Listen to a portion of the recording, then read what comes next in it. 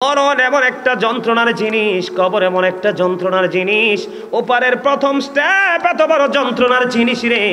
ইসলামের চতুর্থ তৃতীয় খলিফা হযরত ওসমান জিন নূরাইন রাদিয়াল্লাহু তাআলা আনহু যখন কোন কবর দেখতো, কবর দেখলে বন্ধু ওনার চক্ষু যেন দুইটা বন্ধু ঝর্ণা হয়ে যেত রে। এত বিরামহীন ভাবে চোখের পানি পড়তে থাকতো। ওগো আপনি কেন কাঁদেন? কাঁদেন গো। আমার কাঁদার কারণ হলো এই যে কবর, এটা হলো পরকালীন জীবনের প্রথম স্টেপ, প্রথম ধাপ। এই প্রথম ধাপ যে অতিক্রম করতে পারবে রে, তাহলে তার জন্য বাকি সবগুলো ইজি হয়ে যাবে। এই জন্য কবর দেখলে আমি কাঁদি। আবার এই কবরের মধ্যে যদি কেউ অ্যারেস্ট হয়ে যায় রে, তাহলে আর কোনো উপায় থাকবে না। ওই যে বলেছি বন্ধু, সেনাবাহিনীর হাতে অ্যারেস্ট হয়ে যেতে হবে। ওই সেনাবাহিনীর হাতে এত বড় বড় হাতুড়ি থাকবে না।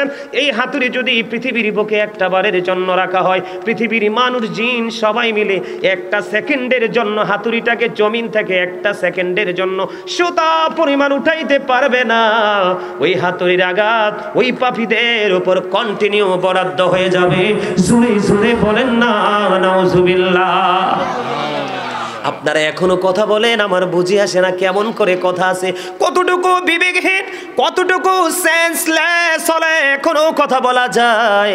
আমি আপনাদেরকে এতক্ষণ এই কথাগুলো বলেছি শুধুমাত্র আপনাদের মানসিকতাটাকে পরিবর্তন করার জন্য, ধারণাটাকে চেঞ্জ করার জন্য, লাইফ স্টাইলটাকে যেন চেঞ্জ করতে পারেন কন্টিনিউয়াসলি।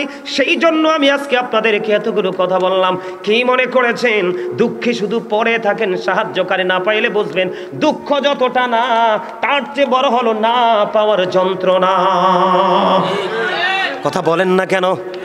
আমার কাছে নিজেকে মুসলমান বলতে বড় লজ্জা লাগে। বলো হুজুর কেন গো?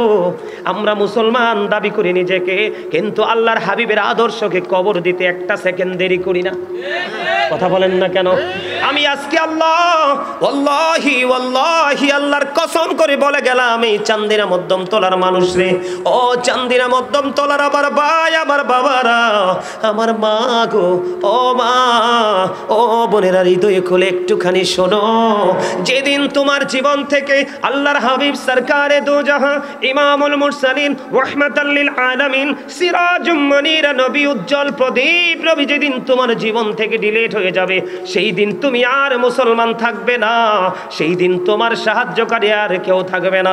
আল্লাহ বলেছেন হাবিব, আমি আমার বান্দাগুলোকে পৃথিবীতে পাঠিয়েছি আপনার মাধ্যমে, তাদের জীবনের প্রত্যেকটা কর্ম আমি গ্রহণ করব আপনার মাধ্যমে। যেদিন আমি দেখব তাদের কলিজা থেকে আপনি চলে গেছেন হাবিব গো, সেদিন থেকে তাদের আর কোনো দায় দায়িত্ব আমি আল্লাহর নাই। আমি আজকে আলোচনা করার জন্য এসেছি, আমি আলোচনা করার মানুষ বন্ধু। আমি অন্যান্য আমাদের দেশে অনেক বক্তা আছে, রং ঢং তামাশা গল্প গুজব করে সময় নষ্ট করে, সেই চিন্তা আমার মধ্যে নাই। তার কারণ হলো আমার জীবনের সময় খুবই অল্প, আমার কাজ অনেক বাকি। কারণ একবার চলে গেলে আর ফিরে আসার কোনো সুযোগ নাই। একবার যদি দুই চোখের পাতায় এক হয়ে যায় রে, আর পৃথিবীর কোনো মানুষ তোমার কোনো খবর রাখবে না, তোমার জন্য দোয়া করবে না, তোমার জন্য মাগফিরাত কামনা করবে না, তোমার জন্য কখনো মালিকের দরবারে দুটো হাত তুলবে না। এই পৃথিবীর মানুষ এত বেশি স্বার্থপর বন্ধু। এই জন্য আমি প্রায় সময় বলি, পদ্মা মেঘনা যমুনার তীরে কত ঢেউ চলে যায়, আসে না তো ফিরে। বলেন পদ্মা মেঘনা যমুনার তীরে কত ঢেউ চলে যায়, আসে না তো ফিরে। আমিও চলে যাব এমনি করে, বলেন আমিও চলে যাব এমনি করে, আসবো না কভু ফিরে। বলেন পদ্মা মেঘনা যমুনার তীরে কত ঢেউ চলে যায়, আসে না তো ফিরে। আল্লাহ ডেকে ডেকে বলে, বান্দা যখন তোমার কেউ ছিল না তখন ছিলাম আমি, এখন তোমার সব হয়েছে পর হয়েছি আমি।